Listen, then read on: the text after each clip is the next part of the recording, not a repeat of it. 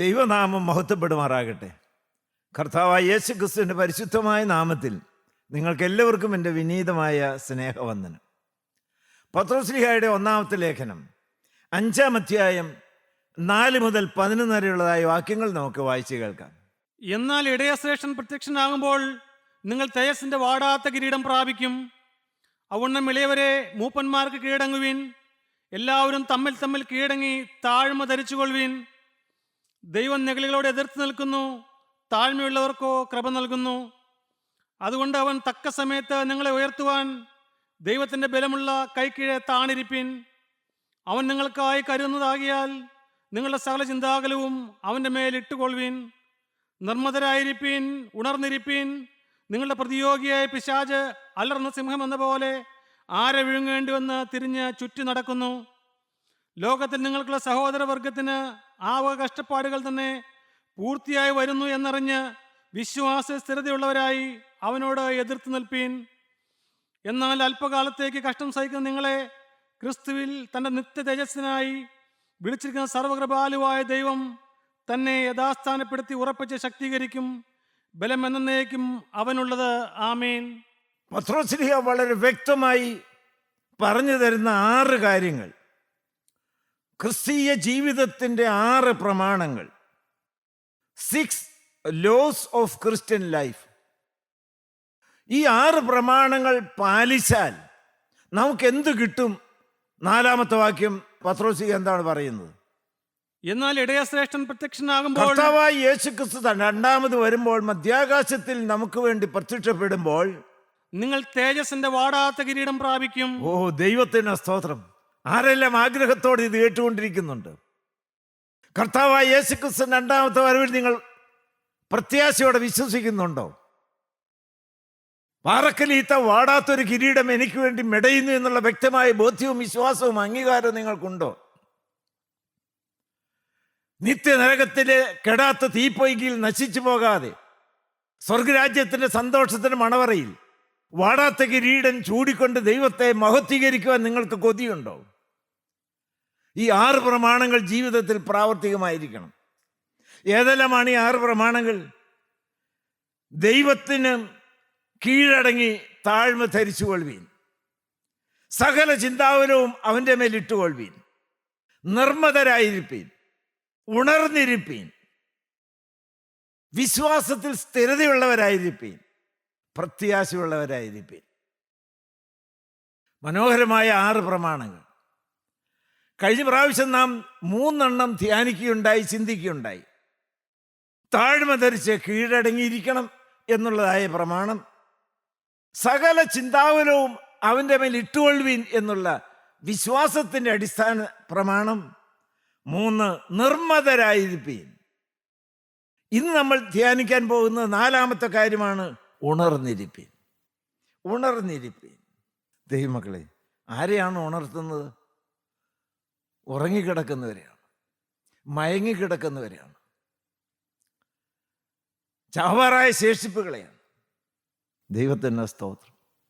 എന്തിനാണ് ഉണരേണ്ടത്? B vigilant. എന്തിനു വേണ്ടിയിട്ട്? സാത്താനെ ജയിപ്പാൻ. അതോടെ പറയുന്നുണ്ട് വളരെ വ്യക്തമായിട്ട്. സാത്താൻ ആരെ വിഴുങ്ങേണ്ടുവെന്ന് വിചാരിച്ച് അലറുന്ന സിംഹം പോലെ ഊടാടി നടക്കുക. ഒരു പഴുതന്നിൽ കിട്ടിയാൽ സാത്താൻ ചാടി വീഴും. ദൈവത്തിന് സ്തോത്രം.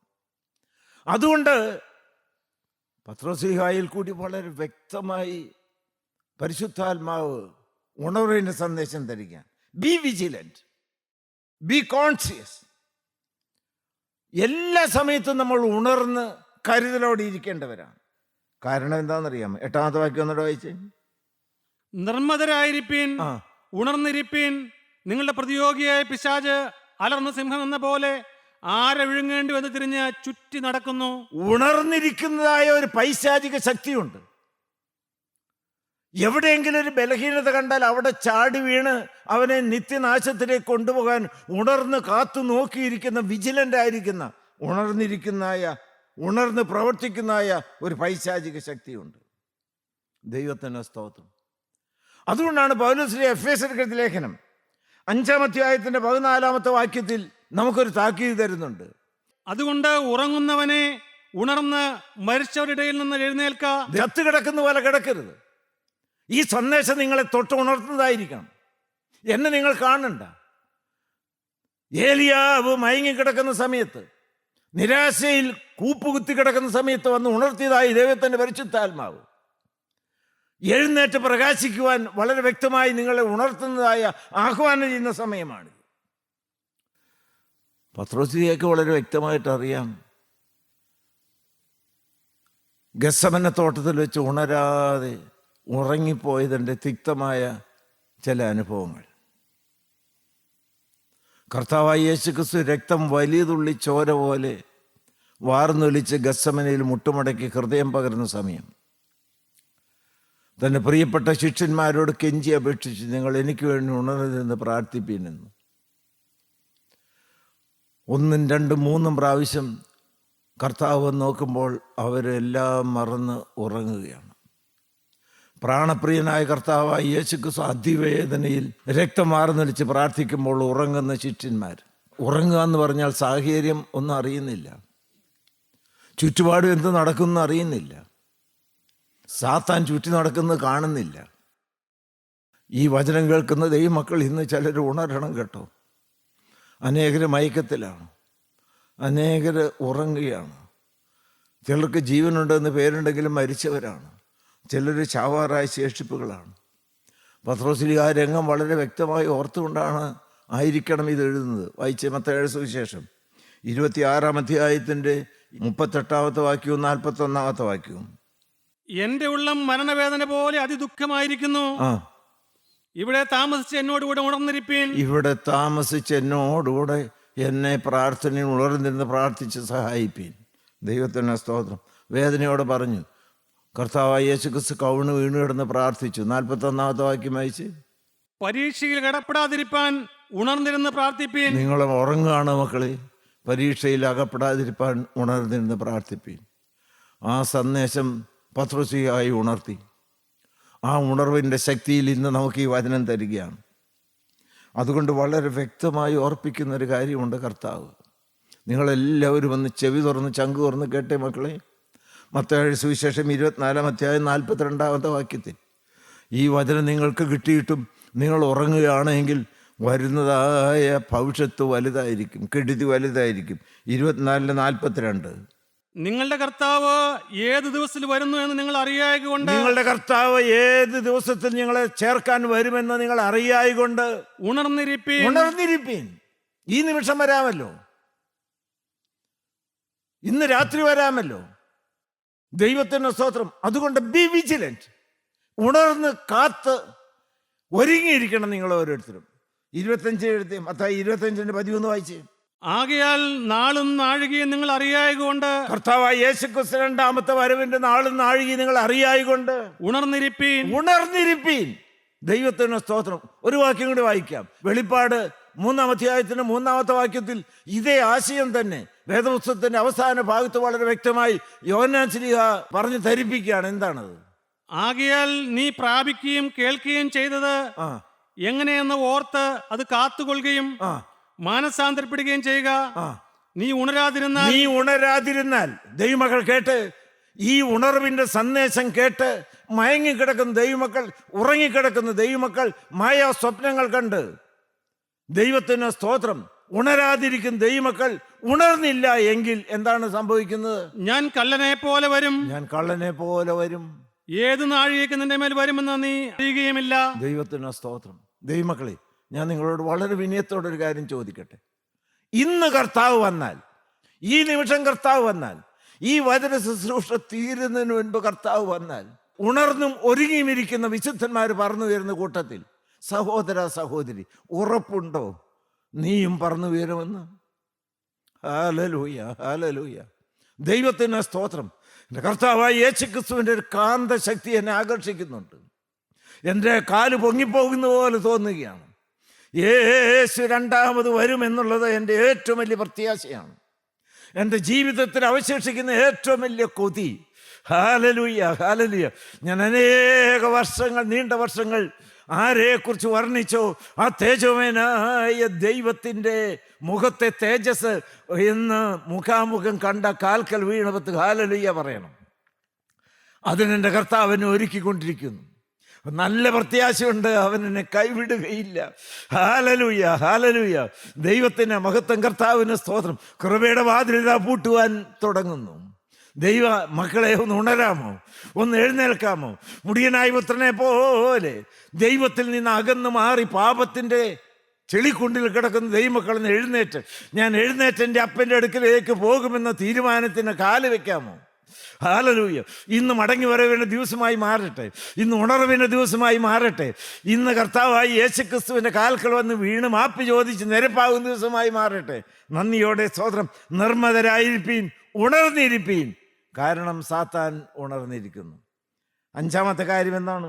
1 പത്രോസ് 5:9 വായിച്ച്. ലോകത്തിൽ നിങ്ങൾക്കുള്ള സഹോദരവർഗത്തിന് ആ വക കഷ്ടപ്പാടുകൾ തന്നെ പൂർത്തിയായി വരുന്നു എന്നറിഞ്ഞ് വിശ്വാസത്തിൽ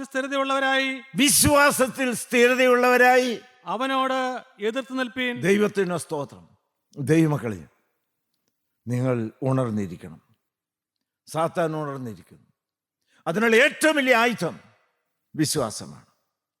വിശ്വാസത്തിൽ സ്ഥിരതയുള്ളവരായി സാത്താനോട് എതിർത്ത് നിൽപ്പീൻ. ആരെ വിഴുങ്ങേണ്ടു എന്ന് വിചാരിച്ച് നടക്കുന്നൊരു സാത്താനുണ്ടല്ലോ. ദൈവത്തിന് സ്തോത്രം. വിശ്വാസത്തിൻ്റെ ശക്തി. ഞാൻ പറയും, that faith is the greatest force in the Christian field. അടിസ്ഥാനം വിശ്വാസമാണ്. കർത്താവായ യേശുക്രിസ്തുവിൽ നീ വിശ്വസിക്കുക, നീ നിന്റെ കുടുംബം രക്ഷ പ്രാപിക്കും. ദൈവത്തിന് സ്തോത്രം. കർത്താവായ യേശുക്രിസ്തുവിലുള്ള വിശ്വാസമാണ് രക്ഷയ്ക്ക് അടിസ്ഥാനം. ധന്യനായിരിക്കുന്ന പൗലോസ് വളരെ വ്യക്തമായിട്ട് പറഞ്ഞു, I know for certain in whom I personally believe. എൻ്റെ വിശ്വാസം ചെന്ന് ഉറച്ചു നിൽക്കുന്ന ഒരു രംഗമുണ്ട്. അത് ഏതെങ്കിലും ആധ്യാത്മികമായ പ്രസ്ഥാനങ്ങളോ പുണ്യവാളന്മാരോ കവറിടങ്ങളോ ദൈവാലയങ്ങളോ ദൈവവേലയൊന്നുമല്ല. അതൊരു വ്യക്തിയിലാണ്. കാൽവരിൽ തന്റെ ദേഹമെന്ന തിരശ്ശീല ചീന്തി എനിക്ക് വേണ്ടി സ്വർഗരാജ്യത്തിലേക്കുള്ള ഏക പ്രവേശന വാതിൽ തുറന്ന യേശുക്രിസ്തു, ക്രൂശിക്കപ്പെട്ട ക്രിസ്തുവിനുള്ളതായിരിക്കുന്ന അചഞ്ചലമായിരിക്കുന്ന വിശ്വാസം. ഈ വിശ്വാസം ആളിക്കത്തുന്ന വിശ്വാസമാണ്. ഈ വിശ്വാസം ജീവനുള്ള വിശ്വാസമാണ്. കർത്താവായ യേശുക്രിസ്തു പറഞ്ഞു, നിങ്ങൾ വിശ്വസിച്ചാൽ ഈ മലയോട് മാറാൻ പറഞ്ഞാൽ മാറും. വലിയൊരു മല, പാറക്കെട്ടുകളും വൻവൃക്ഷങ്ങളുമായിട്ടല്ല നിൽക്കുന്നത്. എത്ര കാലമായി നിങ്ങൾ കാണുന്നു. 1000 ബുൾഡോസർ ഉണ്ടെങ്കിൽ അതിനെ മാറ്റിക്കളയാൻ സാധ്യമല്ല.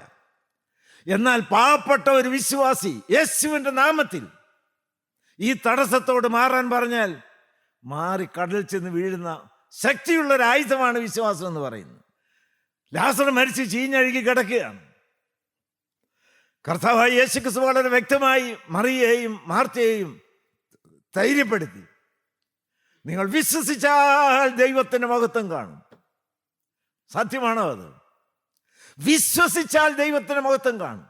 ലാസർ ഉയർത്തെഴുന്നേറ്റ് വന്നത് കണ്ട് വിശ്വസിക്കുകയല്ല, അതിനു മുമ്പുള്ളതായിരിക്കുന്ന വചനത്തിലുള്ള വിശ്വാസം.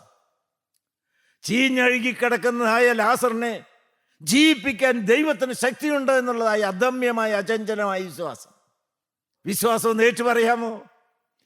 പാപമരണത്തിൽ ചീഞ്ഞഴുകി കിടക്കുന്ന മനുഷ്യ ജീവിതങ്ങളിൽ നിന്ന് ഉണർന്നെഴുന്നേൽക്കണം. ദൈവത്തിന് സ്തോത്രം. യഹസ്കേൽ പ്രവാചകനെ പോലുള്ള വിശ്വാസം വേണം. ദൈവത്തിൻ്റെ വാക്കിന് വിലയിറക്കുന്ന വിശ്വാസികൾ വേണം. യഹോവയുടെ ആത്മാവ് വളരെ വ്യക്തമായി സന്ദേശം കൊടുക്കുകയാണ്, ഉണങ്ങി വരണ്ട ചിതറിക്കിടക്കുന്ന അസ്ഥികളോട് പോയി പ്രവചിക്കാം. ദൈവമക്കളെ, സാധാരണക്കാർക്ക് വിശ്വസിക്കാൻ, അംഗീകരിക്കാൻ, അനുസരിക്കാനും സാധ്യമാകുമോ? മണ്ടത്തരമല്ലേ പറയുന്നു. പ്രവാചകൻ എന്ന് പറയുന്ന വാക്കെന്നറിയാമോ? ഉണങ്ങിയ അസ്ഥികളെ യഹോവയുടെ വചനം കേൾപ്പീൻ. അതുപോലെ ചോദ്യം ചെയ്യാത്തതായ സമ്പൂർണ്ണമായിരിക്കുന്ന വിശ്വാസം ആരിലുണ്ടോ, എവിടെയുണ്ടോ, അവിടെ അസ്ഥികൾ സൈന്യമായി എഴുന്നേറ്റ് നിൽക്കും. നമ്മുടെ കൂട്ടായ്മയുടെ ദൈവമക്കൾ വിശ്വാസ വീരന്മാരായിരിക്കണം. വിശ്വാസ വീരന്മാരുടെ പട്ടികയിലേക്ക് നിങ്ങൾ കടന്നു വരണം. അവിടെ അത്ഭുതങ്ങൾ നടക്കും. Hallelujah, hallelujah. ദൈവത്തിന് സ്തോത്രം. ദൈവനാമം മഹത്വപ്പെടട്ടെ. കർത്താവായ യേശു ക്രിസ്തുവിൻ്റെ ക്രൂശിൽ ചൊരിഞ്ഞ തങ്കച്ചോരയ്ക്ക് സകല പാപം പോക്കി ശുദ്ധീകരിപ്പാൻ ശക്തിയുണ്ട് എന്ന് യോഹന്നാൻ ശ്ലീഹ കണ്ടിട്ടും വിശ്വസിച്ചുകൊണ്ടും അനുഭവിച്ചുകൊണ്ടും പറഞ്ഞു. വിശ്വാസമുണ്ടോ? ദൈവത്തിന് സ്തോത്രം. ഗിലിയാദിൽ വൈദ്യനില്ലേ? ഗിലിയാദിൽ തൈലമില്ലേ? നീ പാപിയായി നരകത്തിലേക്ക് പോകേണ്ട കാര്യമുണ്ടോ? ആ രക്തമല്ലേ ഈ വാക്കുകൾ കൂടി ഗുണകരമായി സംസാരിക്കുന്നത്. ഇന്ന് ഞാൻ പ്രാർത്ഥിച്ചു പോകുന്നത്, മുട്ടിപ്പായി പ്രാർത്ഥിച്ചു പോകുന്നത്, രക്തത്തിൽ മുഖ്യതായിരിക്കുന്ന വചനം എനിക്ക് തരണം. ഹാബേൽ രക്തത്തെക്കാൾ ഗുണകരമായി സംസാരിക്കുന്ന കുഞ്ഞാടിൻ്റെ പുണ്യാക രക്തം, പുരണ്ടതായ രക്തം ചാലിച്ചതായ വചനം എനിക്ക് തരണം. സ്നേഹം നിറഞ്ഞ വചനം തരണം. കേൾവിക്കാരിൽ തീപ്പരി പോലെ വ്യാപരിച്ച് കത്തുപിടിക്കണം. ദൈവമക്കളെ, നിങ്ങൾ വിശ്വസിക്കുക. യേശു ഒരു തികഞ്ഞ യാഥാർത്ഥ്യമാണ്. ഹല്ലേലൂയ. ഞാനിവിടെ നിൽക്കുന്നു പറയും നിങ്ങൾക്കൊരു തോന്നലല്ലോ. അതുപോലെ ഞാൻ നിങ്ങളോട് പറയട്ടെ, പാവപ്പെട്ട അടിയന് ലഭിച്ചതായ ഒരു സ്വർഗീയ കൃപയാണത്. ദൈവത്തിന് സ്തോത്രം. എൻ്റെ Yeshu he's an absolute living reality. നന്ദിയോടെ സ്തോത്രം. അവൻ്റെ കാൽവറിയിൽ രക്തം ഇന്നും വാർന്നു വലിച്ച് ഒഴുകിക്കൊണ്ടിരിക്കുന്നു. തുറക്കപ്പെട്ട തിരുവിലാവിൽ നിന്ന് കുഞ്ഞാടിൻ്റെ ജീവരക്തം വാർന്നു വലിക്കുന്നത് ഇന്നും ഒഴുകിക്കൊണ്ടിരിക്കുന്നു.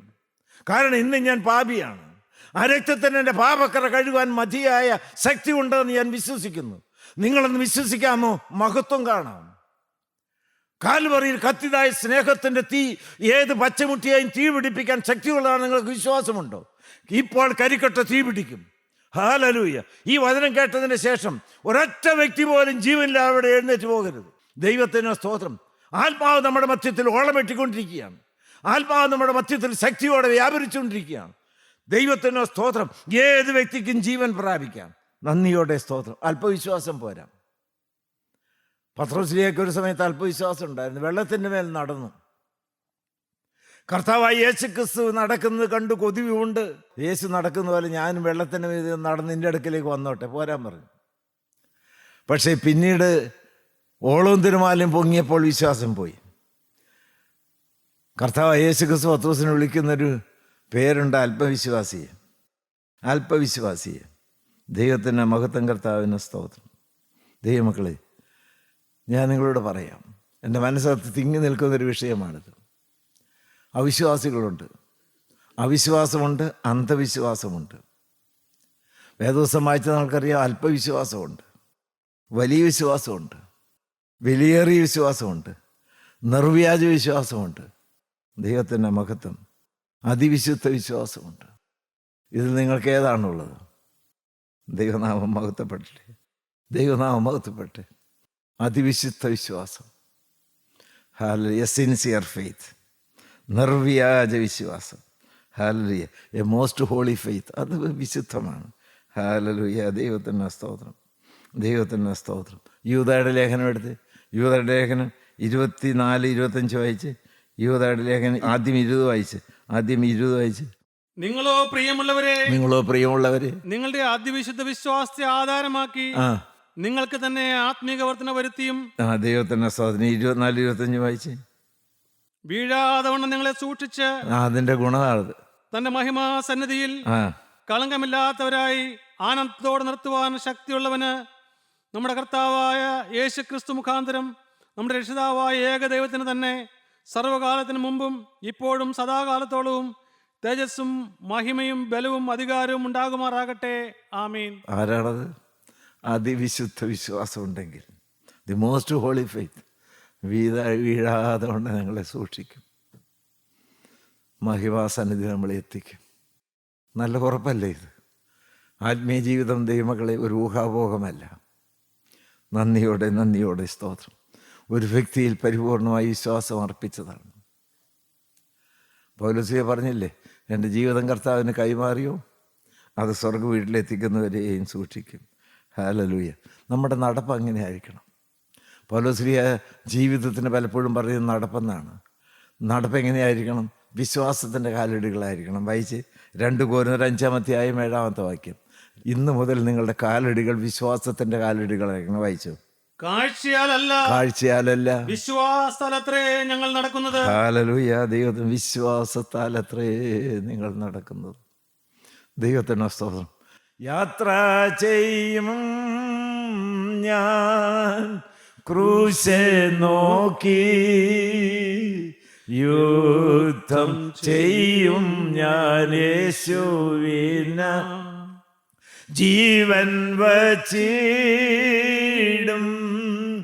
രക്ഷകനായി അന്ത്യശ്വാസം വരെയും. ഞാൻ ഈ പാടിയതും എൻ്റെ യേശു കേട്ടിട്ടുണ്ടല്ലോ. യേശു മുന്നിൽ നടക്കുന്നു, യേശുവിനെ നോക്കി തെറ്റുപറ്റാതെ അവൻ്റെ കാലടികളെ അനുധാവനം ചെയ്യുന്നൊരു ജീവിതം. അതാണ് നിർവ്യാജ വിശ്വാസം, ശുദ്ധ ഹൃദയത്തിൽ നിന്ന് ഉദിച്ചുയർന്നു വരുന്നതായ വിശ്വാസം. നന്ദിയോടെ സ്തോത്രം. ഹല്ലേലൂയ. ശതാധിപൻ്റെ ബാല്യക്കാരന് സൗഖ്യം കിട്ടാൻ വേണ്ടി യേശുവിൻ്റെ അടുക്കൽ ചെന്ന് കർത്താവ് യേശു ക്രിസ്തു പറഞ്ഞു, നിൻ്റെ വലിയ വിശ്വാസം. സൗഖ്യം കിട്ടിക്കഴിഞ്ഞു. ഒരു വാക്ക് മാത്രം കൽപ്പിച്ചാൽ മതി, ഒരു വാക്ക് മാത്രം കൽപ്പിച്ചാൽ മതി. വിശ്വസിച്ചാൽ മഹത്വം കാണും. രക്ഷ വിശ്വാസത്താലാണ്. നന്ദിയോടെ ഈ വിശ്വാസം കിട്ടുന്നത് വചനത്താലാണ്. ഈ വചന കേൾവി നിങ്ങളെ കാൽവറിയിൽ ഒരുക്കിയ രക്ഷയുടേതായ ആ നിസ്തുല്യമായിരിക്കുന്ന രക്ഷാപദ്ധതിയിലുള്ളതായ പരിപൂർണ വിശ്വാസം നിന്ന് നിങ്ങളെ അനുഗ്രഹിക്കട്ടെ. 5-ാമത്തെ കാര്യം, വിശ്വാസത്തിൻ്റെ സ്ഥിരത. ഒരിക്കലും ചലിച്ചു പോകരുത്, ഒരിക്കലും ചലിച്ചു പോകരുത്. സ്ഥിരമായ വിശ്വാസം. വിശ്വാസത്തിൻ്റെ ശോധന വിലയേറിയതാണ്. പലതരത്തിൽ നിങ്ങളുടെ വിശ്വാസത്തിൻ്റെ അടിസ്ഥാനം ഇളക്കാൻ വേണ്ടി നോക്കും. പക്ഷേ ഒരിക്കലും അചഞ്ചലമായിരിക്കുന്ന വിശ്വാസമായിരിക്കണം. നന്ദിയോടെ സ്തോത്രം. അവസാനത്തെ കാര്യം എന്താണ്? അവസാനത്തെ പ്രിൻസിപ്പിൾ എന്താണ്? 1 പത്രോസ് 5-ാം അധ്യായം 10-ാമത്തെ വാക്യം വായിച്ച്, എന്നാൽ അല്പകാലത്തേക്ക് കഷ്ടം സഹിക്കുന്ന നിങ്ങളെ ക്രിസ്തുവിൽ തന്റെ നിത്യജയസിനായി വിളിച്ചിരിക്കുന്ന സർവകൃപാലുവായ ദൈവം തന്നെ യഥാസ്ഥാനപ്പെടുത്തി. ദൈവത്തിന് സ്തോത്രം. ദൈവമക്കളെ, നിത്യ തേജസ്സിനായി നമ്മെ ഒരുക്കുന്ന ദൈവത്തിൻ്റെ ആ പദ്ധതിയുള്ളതായിരിക്കുന്ന വിശ്വാസം. 1 പത്രോസ് 1-ാം അധ്യായം 3 മുതലായ വാക്യം വായിച്ച്. 1 പത്രോസ് 1-ാം അധ്യായത്തിൻ്റെ 3 മുതലുള്ളതായ വാക്യങ്ങൾ. നമ്മുടെ കർത്താവായ യേശു ക്രിസ്തുവിന്റെ പിതാവായ ദൈവത്തിന് സ്തോത്രം. അവൻ മരിച്ചവരുടെ ഇടയിൽ നിന്നുള്ള യേശു ക്രിസ്തുവിന്റെ പുനരുത്ഥാനത്താൽ തന്റെ കരുണാധിക്യ പ്രകാരം നമ്മെ ജീവനുള്ള പ്രത്യാശയ്ക്കായി അന്ത്യകാലത്തിൽ വെളിപ്പെടുവാൻ ഒരുങ്ങിയിരിക്കുന്ന രക്ഷയ്ക്ക് വിശ്വാസത്താൽ ദൈവശക്തിയിൽ കാക്കപ്പെടുന്ന ഒരു കാര്യത്തിന് വേണ്ടി കാത്തു സൂക്ഷിച്ച് ദൈവം വളർത്തിക്കൊണ്ട് വരികയാണ്. ദൈവത്തിന് സ്തോത്രം. എന്തിനാണത്? ഹല്ലേലൂയ. ദ ലിവിംഗ് ഹോപ്പ്, ജീവനുള്ള പ്രത്യാശ. നമ്മൾ ആരാണ്? നിത്യ തേജസ്സിനായി വിളിക്കപ്പെട്ടവരാണ്. എൻ്റെ ദൈവമേ, ദൈവത്തിന് സ്തോത്രം. സ്വർഗം തുറന്നിരിക്കുന്ന ഒരു കാഴ്ച നമുക്ക് കാണണ്ടേ? ഇവിടെ കയറി വരുന്നതായ ആ സന്തോഷത്തിൻ്റെ ശബ്ദം നമുക്ക് കേൾക്കണ്ടേ? നമുക്ക് ഈ ഭൂമി നിത്യപാർപ്പിടമല്ല എന്ന ബോധ്യത്തോടെ കർത്താവിന് 2-ാമത്തെ വരവിന് വേണ്ടി കാത്തു നോക്കിയിരിക്കുന്ന ദൈവമക്കളെ, കർത്താവിന് വരവെങ്കിൽ പറന്നുയരും. ഹല്ലേലൂയ. അതിന് വലിയ ശക്തി വേണം. അത് നമ്മൾ കാത്തിരുന്ന് ശക്തിയെ പ്രാപിക്കണം. കഴുകനെ പോലെ നമുക്ക് ചിറകടിച്ച് ഉയരണം. അതെൻ്റെ ജീവിതത്തിൽ അവശേഷിക്കുന്ന ഏറ്റവും വലിയ ഭാവി കൊതിയാണ്. അതിനുവേണ്ടി ദൈവത്തിൻ്റെ പരിശുദ്ധാത്മാവ് 3 കാര്യങ്ങൾ ചെയ്യുന്നുണ്ട്. 10-ാമത്തെ വാക്യം വായിച്ച്. 5-ാം അധ്യായത്തിൻ്റെ 10-ാമത്തെ വാക്യം. അതിപ്പോൾ നടക്കണം. ദൈവത്തിൻ്റെ മഹത്വം. 1 പത്രോസ് 5-ാം അധ്യായത്തിൻ്റെ 10-ാമത്തെ വാക്യത്തിൽ ദൈവത്തിൻ്റെ പരിശുദ്ധാത്മാവ് ജീവനുള്ള പ്രത്യാശയ്ക്കായി കാക്കപ്പെട്ടിരിക്കുന്ന ഈ മക്കൾക്ക് വേണ്ടി ഏതെല്ലാം തരത്തിലാണ് പ്രവർത്തിക്കുന്നത് നമുക്ക് വായിക്കാം. എന്നാൽ അല്പകാലത്തെ കഷ്ടം സഹിക്കുന്ന നിങ്ങളെ ക്രിസ്തുവിൽ തന്നെ നിത്യജയസനായി വിളിച്ചിരിക്കുന്ന സർവ്വഗുരുവാലുവായ ദൈവം തന്നെ യഥാസ്ഥാനപ്പെടുത്തി. ഒന്ന് നമ്മളെ യഥാസ്ഥാനപ്പെടുത്തും. സ്ഥാനം തെറ്റിപ്പോയവരാരെങ്കിലും ഉണ്ടോ? ദൈവകൃപയിൽ നിന്ന് വീണുപോയ ആരെങ്കിലും ഉണ്ടോ? മക്കളുടെ പദവിയിൽ നഷ്ടപ്പെട്ടു പോയ ആരെങ്കിലും ഉണ്ടോ? ഹല്ലേലൂയ. ആഴമുള്ള കുഴിയിൽ കിടക്കുന്ന ആരെങ്കിലും ഉണ്ടോ? നിങ്ങളെ പിടിച്ചുയർത്തി പാറമേൽ നിർത്താൻ അരുമനാഥന്റെ കരം താണിറങ്ങി വന്നിരിക്കുന്ന സ്വർഗീയമായ നിമിഷമാണ്. ഹല്ലേലൂയ. നിങ്ങളെ യഥാസ്ഥാനപ്പെടുത്തും. 1 ദൈവത്തിന് റെസ്റ്റോർ. 2 ഉറപ്പിച്ച് ശക്തീകരിക്കും. ദൈവത്തെ നിങ്ങളെ ഉറപ്പിക്കും. ഹല്ലേലൂയ. ചാഞ്ചാടി നടക്കുന്ന ദൈവമക്കളെ വീഴാതെ വണ്ണം നിങ്ങളെ സൂക്ഷിച്ച് മഹിമാസന്നിധിയിൽ എത്തുവോളം ബലമുള്ള കരം ഉറപ്പിച്ച് പിടിച്ച് മുന്നോട്ട് കൊണ്ടുപോകും. എസ്റ്റാബ്ലിഷ്. 3-ാമത്തെ കാര്യം എന്താണ്? ബലം എന്നേക്കും അവനുള്ളത്. ആമേൻ. ഉറപ്പിച്ച് ശക്തീകരിക്കും. ഹല്ലേലൂയ. സ്ട്രെങ്തൻ. എന്തിന്? 2-ാമത്തെ വരവുങ്കൽ പറന്നുയരാനുള്ളതായിരിക്കുന്ന ശക്തി. ആ ചിറക് ഇപ്പോൾ കർത്താവ് നിങ്ങൾക്ക് തരികയാണ്. കർത്താവിൻ്റെ 2-ാമത്തെ വരവുങ്കൽ കഴുകന്മാരെ പോലെ ചിറകടിച്ച് പറന്നുയരണം. ഒരു കാന്തശക്തി നിങ്ങളെ ആകർഷിക്കുന്നില്ലേ? കർത്താവ് വരാറായി. കാലഗതികൾ വളരെ വ്യക്തമായി ഇത് തെളിയിക്കുന്നു. Hallelujah, hallelujah, hallelujah, hallelujah. ദൈവത്തിൻ്റെ സ്തോത്രം. നിങ്ങൾക്ക് പറയാൻ തോന്നുന്നുണ്ട്, ആമേൻ കർത്താവേ വേഗം വരണമേ, ആമേൻ കർത്താവേ വേഗം വരണമേ. ആ രുചി അനുഭവിക്കുന്ന പൗലോസ്ലീഹ പറഞ്ഞു, വിട്ടുപിരിഞ്ഞ് കർത്താവിനോട് കൂടിയിരിക്കുന്നത് അത്യുത്തമം. നമ്മുടെ കണ്ണുകളെ നമുക്ക് അടയ്ക്കാം. Hallelujah, hallelujah. കർത്താവേ, നിന്റെ രണ്ടാമത്തെ വരവിനായി അടിയങ്ങൾ നോക്കി പാർത്തിരിക്കുന്നു. ആരും നഷ്ടപ്പെട്ടു പോകാനായിട്ട് ഇടവരരുത്. നിന്റെ രണ്ടാമത്തെ വരവെങ്കിൽ മഹിമാവിൻ നീരാളം ചാർത്തി തിരുസന്നിധിയിൽ പറന്നുയർന്ന് നിത്യത സ്വർഗത്തിൽ നിന്നോടുകൂടി കഴിക്കുന്ന വിശുദ്ധന്മാരുടെ നിരയിൽ അടിയങ്ങളെ പെടുത്തണമെന്ന് പ്രാർത്ഥിക്കുന്നു. അതിനായി നിന്റെ തിരുരക്തത്താൽ അടിയങ്ങളെ കഴുകണമേ. രക്തത്താൽ ഞങ്ങളുടെ ജീവിത വസ്ത്രത്തിൽ പറ്റിയിരിക്കുന്ന കറകളെല്ലാം കഴുകി വാട്ടം മാലിന്യമില്ലാത്ത മണവാട്ടിയാക്കി തീർക്കണമേ. ഹല്ലേലൂയ. മണവറ ഒരുങ്ങി തീരാറായി, മണവാളൻ വരാറായി, കാളനാഥൻ കേൾക്കാറായി. ഓ, കൊതിയോടെ അടിയങ്ങൾ പ്രാർത്ഥിക്കണം, ആമേൻ കർത്താവേ വേഗം വരണമേ. വാഴ്ത്തപ്പെട്ട പൊന്നു കർത്താവേ, ഈ കരുണ നിറഞ്ഞ സമയത്തിനായി ഞങ്ങൾ നിന്നെ സ്തുതിക്കുന്നു. നിന്റെ സ്വർഗീയമായ കാന്തശക്തി ഞങ്ങളെ ആകർഷിക്കുന്നതിനായി ഞങ്ങൾ നിന്നെ സ്തുതിക്കുന്നു. ഈ ലോകം യോഗ്യമല്ല, ഞങ്ങളുടെ നിത്യപാർപ്പിടം സ്വർഗമാണ്. കാരണം ഞങ്ങളുടെ യേശു മണവാളൻ അവിടെ ഉണ്ട്. ഹല്ലേലൂയ. വിശുദ്ധന്മാരുടെ നിരയിൽ ഞങ്ങളെ നിർത്തണമേ, മഹത്വം തിരുമേനി എടുക്കണമേ. യേശു കർത്താവിൻ്റെ പരിശുദ്ധ നാമത്തിൽ അപേക്ഷിക്കുന്നു. കൃപയോടെ കേട്ട് ഉത്തരമല്ലുമാറാകണമേ. ആമേൻ. Hallelujah, hallelujah, hallelujah.